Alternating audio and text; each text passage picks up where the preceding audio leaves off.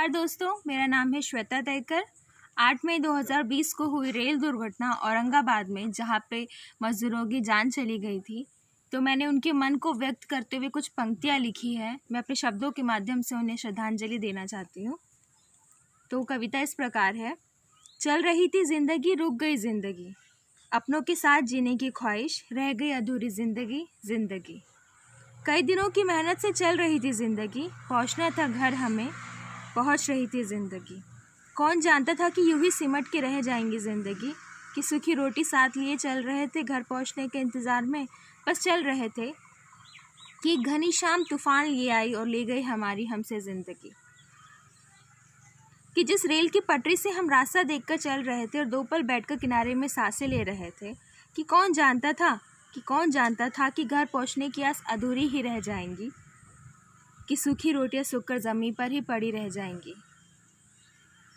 जी रहे थे सोचकर कि आएंगी गाड़ी जो हमें हमारे घर ले जाएंगी, कि आएंगी गाड़ी शायद जो हमें घर ले जाएंगी, कि आएंगी गाड़ी जो हमें इस दुनिया से ही ले जाएंगी। दुख हुआ ये जानकर कि पहुंच न सके हम अपने घर, फिर नई ज़िंदगी जीने की आस लिए चल नहीं सके ज़िंदगी।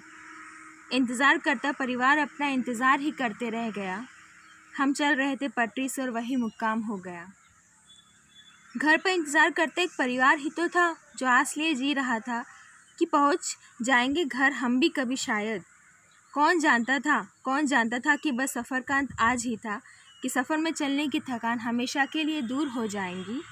टूटेंगे कई हिस्सों में अपने ही शरीर से, कि बिखर के ज़मीन पर बस रूह रह जाएंगी।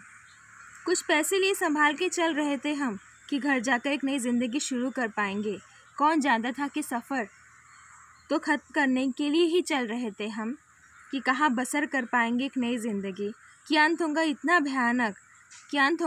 भयानक कि रह जाएंगी ख्वाहिश जीने की अधूरी ज़िंदगी। धन्यवाद।